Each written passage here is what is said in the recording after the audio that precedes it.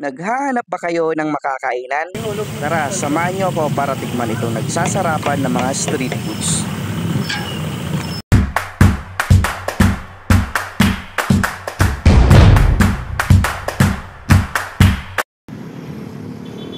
Ngayong araw nga, maghahanap tayo ng mapuputripan dito sa Laguna.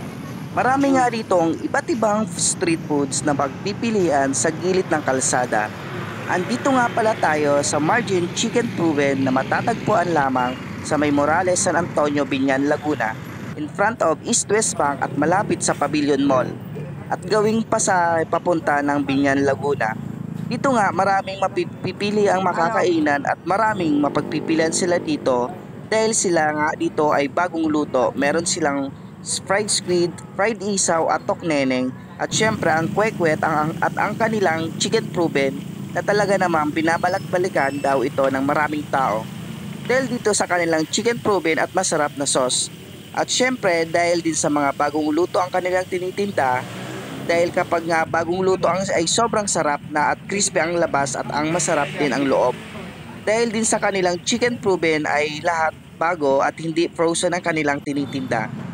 Nagbubukas nga pala dito sila bandang hapon ng alas 4 no, hanggang alas 9 na ng gabi.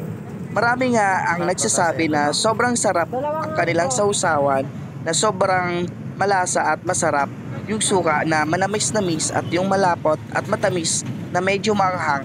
At dahil hindi lamang street foods ang kanilang masarap, pati na rin ang kanilang mga sauce, talaga namang binabalak-balikan sila. Sobrang panalo at nag-enjoy kami sa aming food trip dito sa kanilang Margin Proven at tinitinda. Talagang mapaparami ka sa iyong makakain. Dahil sa sobrang sarap nga, tinikman namin ito lahat at ang masasabi ko lamang ay masarap at affordable ito sa lahat. Sobrang panalo ito. Mapapansin niyo nga dito na pang-apat na balik ko na ito, kumuha ulit ako dito ng chicken proven, kwek-kwek at ang kanilang squid. Sobrang malasa ang squid. Tapos eto naman yung kanilang mga sauces na talagang mababalik-balikan mo. Meron silang suka at yung manamis-namis na pampalasa. So ayan, tikiman time na.